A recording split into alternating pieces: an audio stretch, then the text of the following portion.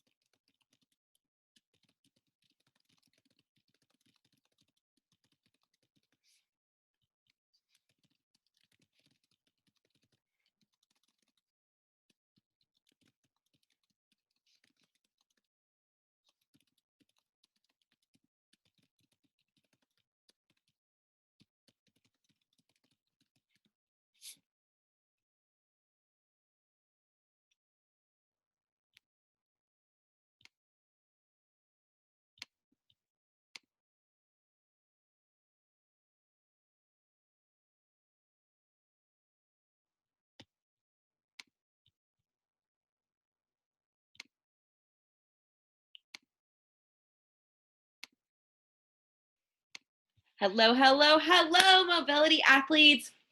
I am so excited about what we have in store for you guys today.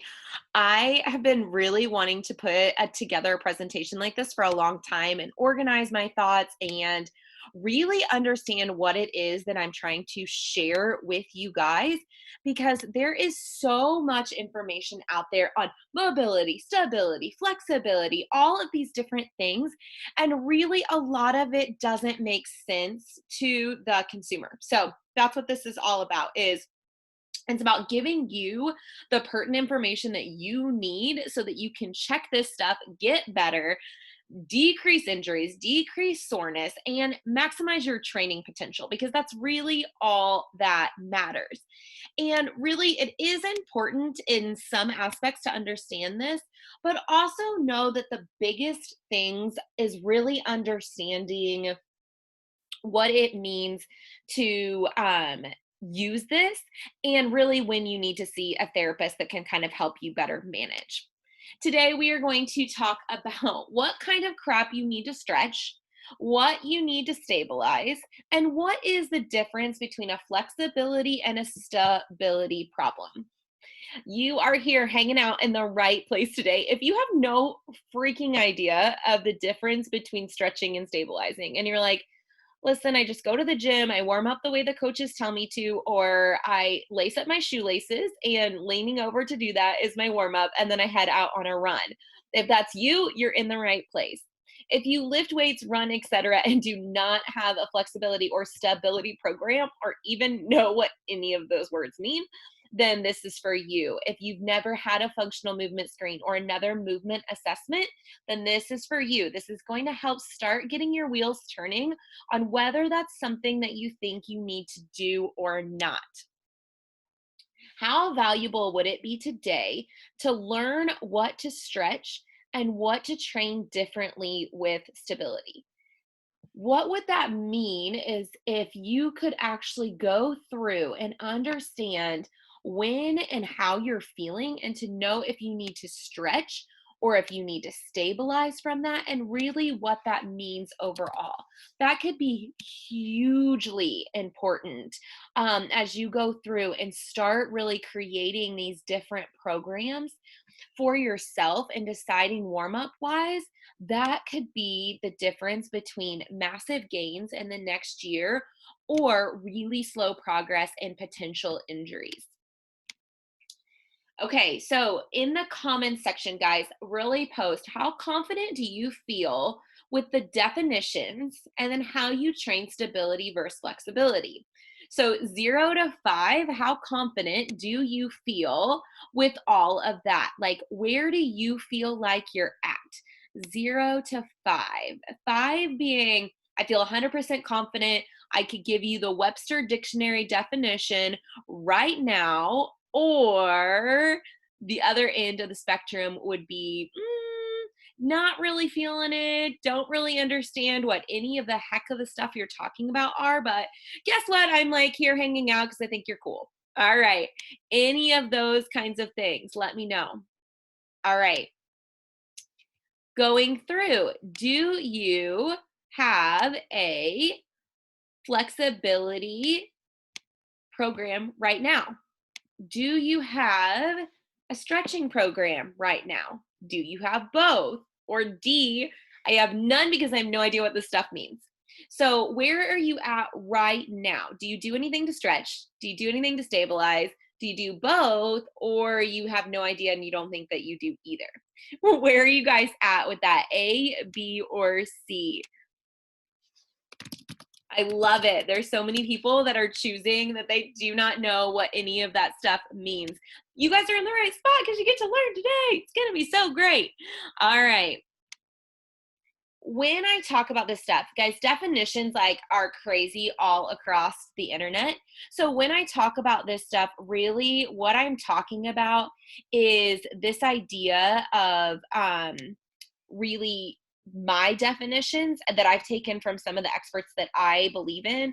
And I just want you to understand the definitions. It's not super important to you, but if you don't understand the definitions, then sometimes you can get lost in articles that kind of contradict each other if they're not using the same definitions that we are. So when we talk about mobility, it's the ability to move or be moved freely and easily. So mobility to me is whenever you have perfect stability and perfect flexibility. So your body is never fighting with itself, whether it's a joint and a muscle flexibility issue, or whether it's a stability issue in the way that your brain communicates and lets you use that range of motion.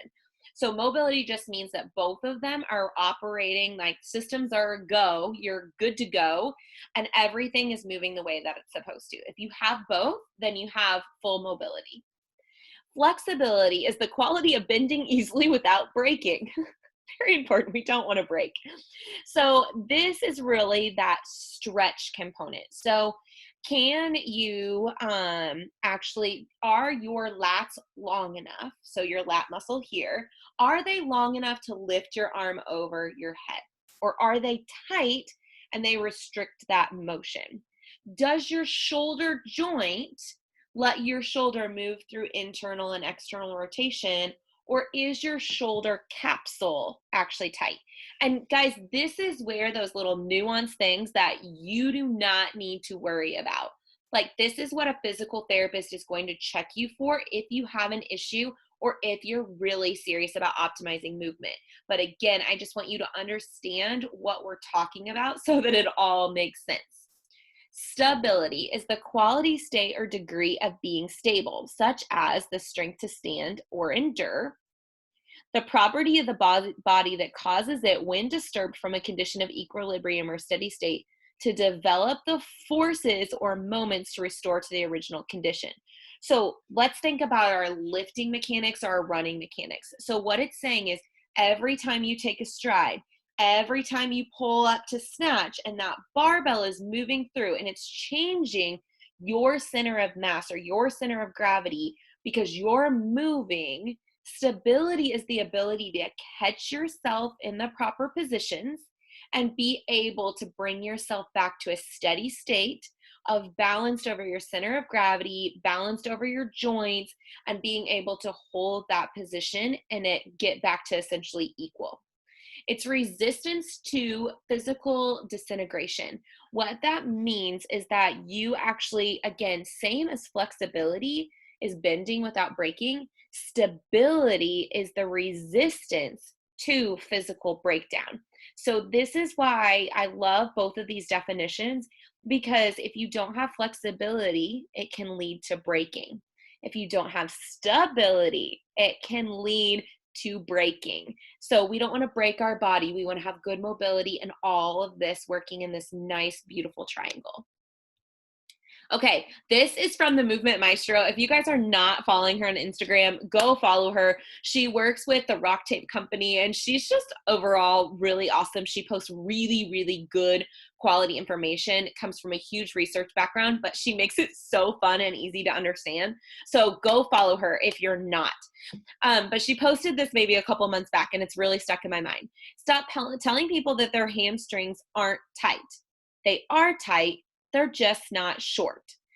What she's talking about here, then she dives into in the essentially explanation of the picture. She said, perceived tension is still tension. So that's all of you guys out there. Raise your hands if you feel like you have tight hamstrings. So this is just typically something I hear, or tight mid backs. That usually is the two biggest things I hear is I have a tight hamstrings or I have a really tight back. Perceived tension is still tension, or perceived tightness is still tightness. If someone cannot do something actively, but you can move them through it passively, there is still tension when they're trying to actively perform that movement. Things are tight. They are reflexively guarding. They're just not short. There's a difference. I'll leave this up so that you guys can continue to read it, but I'm going to talk a little bit about this. So we're going to go through this more in depth. When you have something that we call motor control disorder, or also a stability disorder, what that means is that when you go through range of motion, so let's say touching your toes, you can't lean over and touch your toes. But if you lay down on your back, I can lift your leg up past 90 degrees. But if you try to lift your leg up past 90 degrees, you can't do it. That tells me that your hamstring muscles are actually long enough to take you through touching your toes, lifting your leg up, which is normal. But your body, what she's talking about, is reflexively guarding against this. It has created this mechanism to protect you for some reason. And we have to teach and support the body through stability exercises in order to get you the range of motion that you already have and be able to use that full mobility that we talked about. So you can see here, she says, this is why aggressive stretching may not change things, but stability work or a change in position can. Tension and tightness can be dissipated or relieved in many ways, but shortness, not so much, which is what we're going to talk about with flexibility issues. So flexibility issues would be shortness. So that muscle is actually shortened. That takes time to stretch out. Stability, now we're talking about quick results. How do I know what type of mobility problem I have? So maybe you're wondering okay, so my hamstrings do feel tight. I can't touch the ground. What is my problem? Or I can't put my arms over my head. I struggle with overhead squats. What is my problem? And you're trying to figure out really how you can check in with yourself, because that's what you should be doing is take these presentations that I'm giving you just to empower yourself going through this. So the first thing is assess.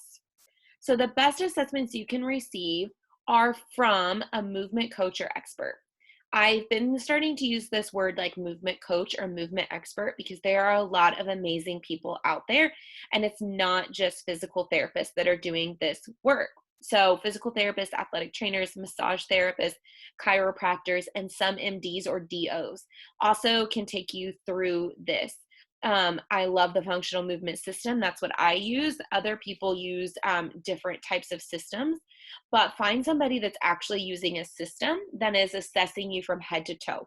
If you go in to see any of these people and they call themselves a movement coach or a movement expert, and they're not assessing you from head to toe, looking at what you can do on your own actively, and then looking at what you can do passively with someone else moving you through, or an object or a belt or something moving you through that motion, then you're missing some pretty serious things here. They should be taking you through laying on your back, kneeling, standing, hands and knees, as well as looking at every individual joint, as well as looking at the whole body and how it moves. So make sure if you see somebody that they're looking at that stuff.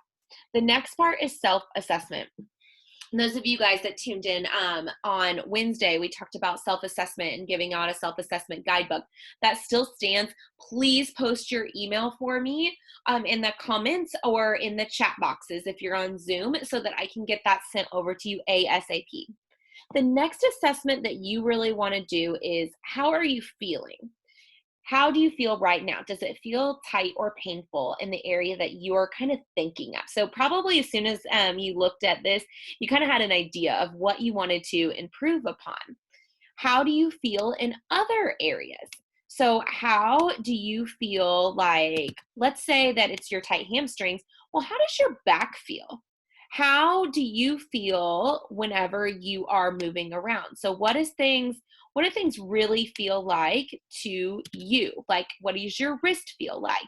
What do your elbows feel like?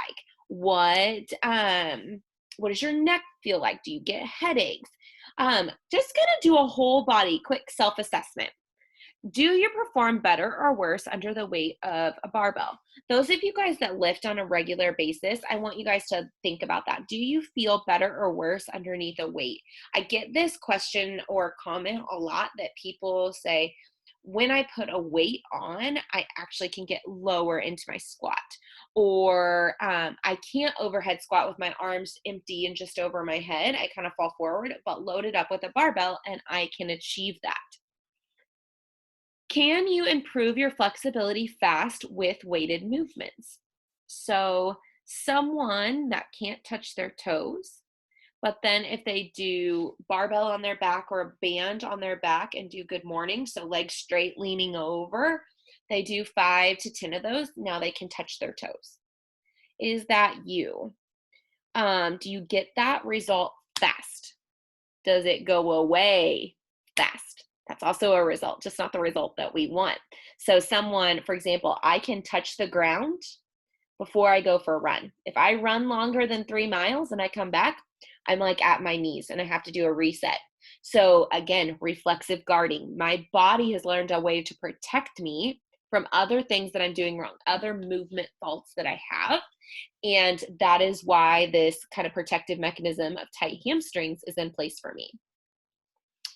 Then this is just something that I like everybody to have just a little bit of information on. If you can squeeze something in between your knees, or you can grip something with your hands, and then you recheck your flexibility. So now perform a toe touch. Now grip something in between your hands. So maybe put on those fat grips on the barbell and then twist and turn or press up overhead. Does that improve your flexibility or your tightness or how you're feeling? If it does, then that's usually we're looking at kind of a stability problem. If you're getting results fast, if squeezing something in between your knees, which causes your core to turn on without you thinking about it, if you're gripping something in your hands, again, core turns on. It allows us to be more aware of our bodies. Those are typically stability problems. If you go through and you do some of these things, just little quick checks, and it's not improved, we might be looking at a flexibility problem. If your muscle is actually short, though, if you do stretching regularly for 4 to 6 weeks, really working on it, you should see massive results. So also on the Movement Maestro, she had a true flexibility issue getting down into the splits, and that was one of her goals. So you guys can go back and see, she posted a picture maybe, I don't know, 2 to 3 rows down where you can see her splits progression. This is a great way of how she was working on her flexibility, but I bet she was still doing some stability exercises. All right, so let's go through and let's do an actual example of a client. So let's say Bobby Sue. Bobby Sue showed up to me and reports that they can't touch their toes, they have tight hamstrings, and deadlift always hurts their back. Can they touch their toes? Is it limited? Yes or no? They are limited and they cannot touch their toes. Can you lay on your back? So laying flat on our back, lifting our legs straight up while our other leg stays completely flat. No knee bend, no nothing. Can you lift that up, keeping it straight? Is it at 90 degrees? No. Now I had a Bobby Sue completely relax and use a belt, or I had someone else lift her leg for me because I do most of my stuff virtually. So then all of a sudden, her leg was able to go to 90 and she didn't feel that tightness anymore. Okay. So let's think about, what are we thinking about based upon what we know? Do you think this is a flexibility issue where she needs a hamstring stretching program for the next 4 weeks from me? Or are we thinking possibly a stability patterning issue? Okay. Think about that in your mind. Feelings. My hamstrings feel tight all the time and all the tests. And just really any time that I work out, I constantly feel them being tight. She also told me that her elbows tend to hyperextend and that she used to be a gymnast and she actually used to be really flexible. But as she's gotten older, she's lost a lot of that flexibility really rapidly. Usually, my squat looks better underweight because it pushes me down to a lower depth. So, all of these things are telling me potentially a stability issue. So she's hyper flexible in other joints. She used to be able to lay legs out, nose down to the ground without any issues. So her hamstrings haven't always been tight. This is new. Could be that she has a seated job and they are actually tight all the time. But it's looking more and more like a stability issue. Here are her results. Can you improve your flexibility fast once you weight movements? So I had her squeeze a foam roll in between her knees. So taking one of those short foam rolls, turning it like opposite way so it like is sticking out between your knees, and then squeeze it as tight as you can, feet as close together as you can, and touch your toes 10 times. Is it better? Then I also had her do another 10 times. This time doing a slow, long exhale, 5 to 7 seconds on the way down. Is it better? Yes. Now she could touch her toes. Now I wanted her to lay on her back. She grabbed a band from behind her, so it was like attached into the doorway. So what she did, she's laying on her back. So imagine this wall is actually the floor. And so the band is behind her, her arms are straight, and her legs are completely straight out. She pulled that band down, straight down by her side, and then lifted up her right leg as she was doing that. Is your leg straighter or more flexible than it was on the test when you just had to lift it on your own? Yes. Okay, so what that tells me is when she controls her breathing, when she activates her core, either through a squeeze or through a grip and a pull down, that she actually gets better results. So, deadlift isn't hurting her back. Her hamstrings are feeling tight, but she has a stability issue. So, we can massively, massively improve this for her really quickly. At the end of this, guys, if you want me to go through your case really quickly, just send me a message. So those of you guys that are on Zoom, I can actually bring you on screen. Those of you that aren't on Zoom that are on Facebook, if you just post that you would like to come on screen, we can even do this on Wednesday at the very beginning of the next call. We can go through all of this. The joint by joint concept, we talked about this on Wednesday. So now we know whether you have like a stability problem or a flexibility problem. We know that if you have one of those two problems, that you have a mobility problem, because mobility combines flexibility and stability. But we also want to talk about, instead of whole body patterning, where's your issue at? We want to talk about how we create these really great warm-ups, because warm-ups should include both all the time. And so I like sharing, again, really what this means and how I create warm-ups that help combat ever getting any stability or mobility issue, because we're constantly working through it. So you need mobility in your upper neck. You need stability in your lower neck. You need flexibility in your shoulders and stability in your shoulder blades. You need stability in your elbows, flexibility in your wrists, and stability in your hands. You need mobility in your mid back, stability in your low back, mobility in your hips, you guessed it, stability in your knees, mobility in your ankles, stability in your feet, and mobility in your toes. This is really, really, really important to understand that our body, even if you have a stability problem, that doesn't mean we can ignore this whole flexibility end. So, what that means is that you have to be training all of this all the time. So, comprehensive program, what the heck does that look like? Okay, so let's say lower body. Let's say that we're going to back squat today, or let's say we're going to go for a run today or a cycle today, and we want to warm up our lower body really, really, really efficiently. All of these videos, guys, are going to be in the 5-day challenge. So I'll talk about the 5-day challenge at the end. If you don't know what any of this stuff means, that's okay. You guys can screenshot it. And if you have questions, I can send you videos on like 1 or 2 links. You guys can email me, Nicole at Mobility Athletes, or all of this will be contained in the 5-day challenge, and you will actually get videos of all of this. These are actually 1 day's worth of workouts that you guys are going to get. So going through here, stretching your toes. So what you can do is go through, web your hands through your toes. So your toes are sticking through here just like you're holding hands, and moving your foot in all directions. Go through that for 1 to 3 minutes.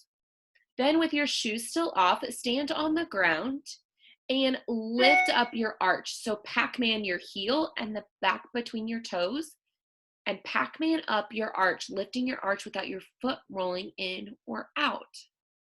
Then you're going to come into kneeling. So you can do your archless in kneeling, or you can do them in standing. Now you're going to come into kneeling with one leg up.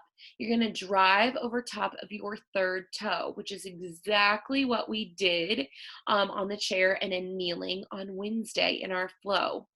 Driving over the top of your knee in that position. Then you're going to grab a band, and you're actually going to be having it pull your knee inward.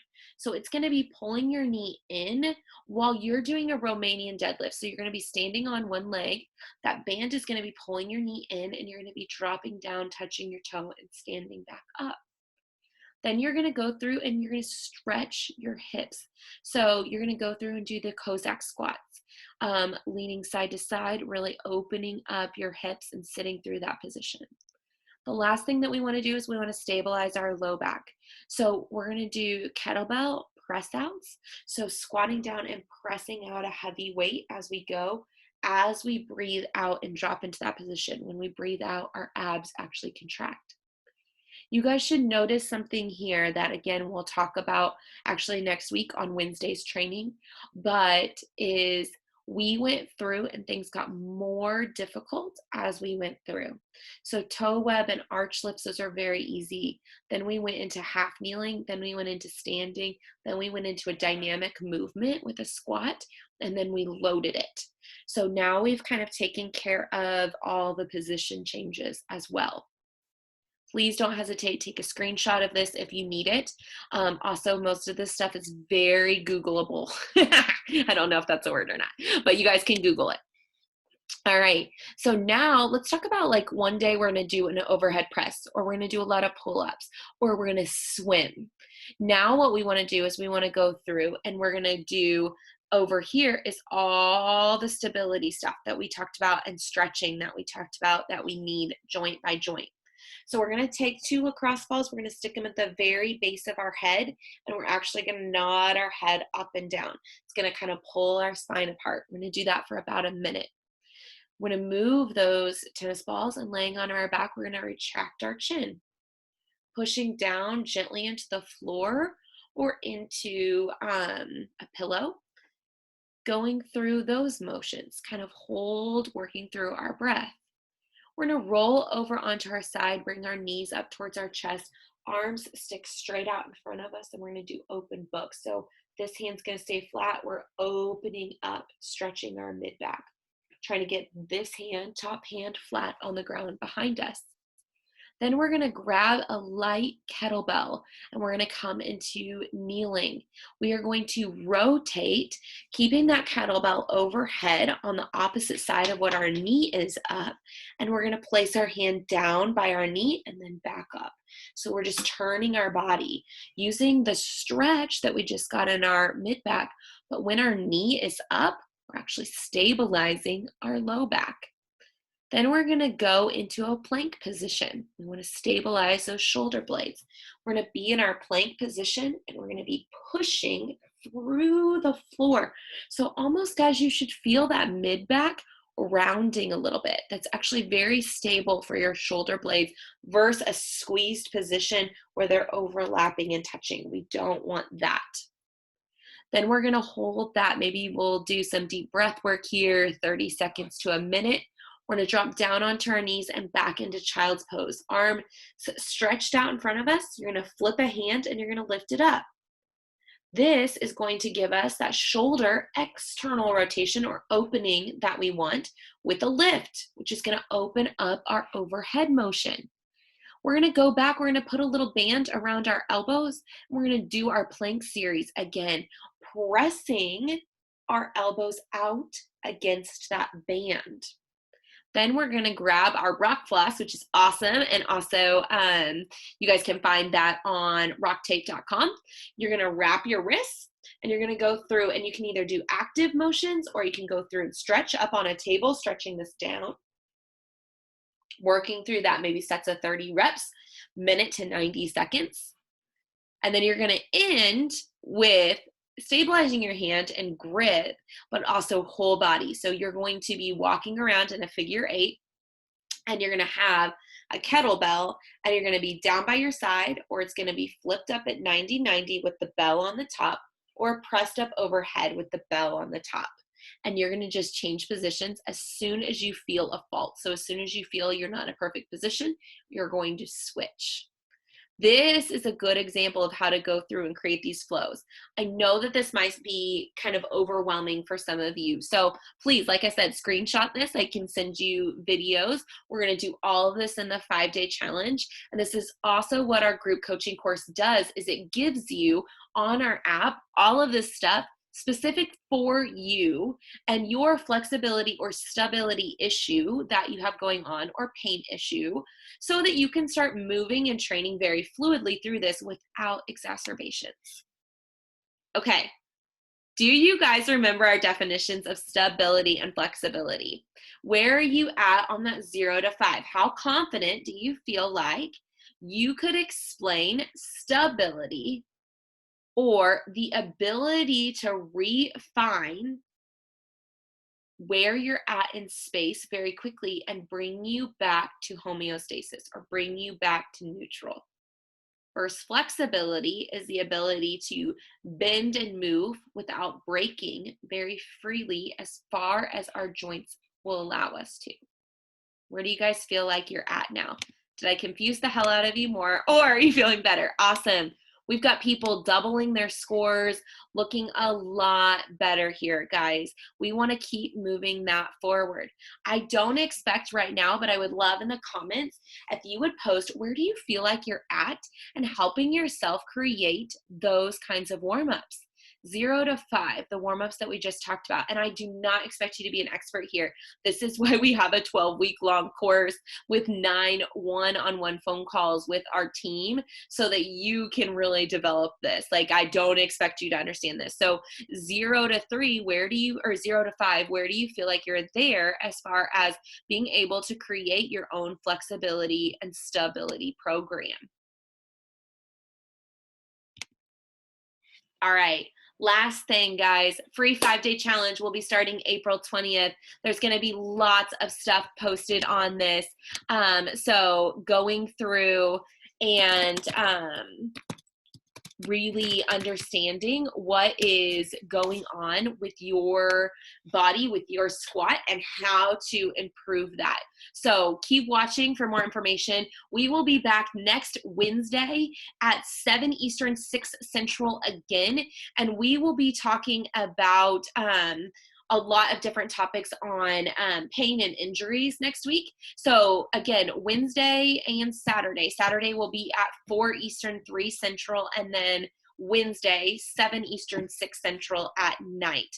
So keep watching for the 5-day challenge. I cannot wait for tons of you guys to join us. It's going to be really awesome.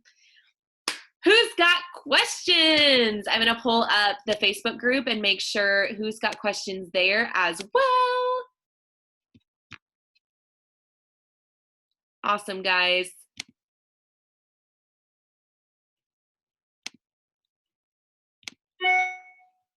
Okay, I am gonna hop off here. Please post any questions that you have in the comments. Make sure that you guys got a good screenshot of those workouts and that you feel confident and that you can add in some of that information this week. If you guys add in anything that we gave you today, please tag us on Instagram at Mobility Athletes or tag us on Facebook, Mobility Physical Therapy and Wellness. We love helping you, and anything that you guys find that could be more helpful, let us know, and we will continue to serve you guys with these live webinars and continue to share our information as much as we can. Thank you guys so much for your time, your energy. I am so proud to see how really the Mobility Athletes community continues to come together and train hard. All right, guys, I will talk to you all soon.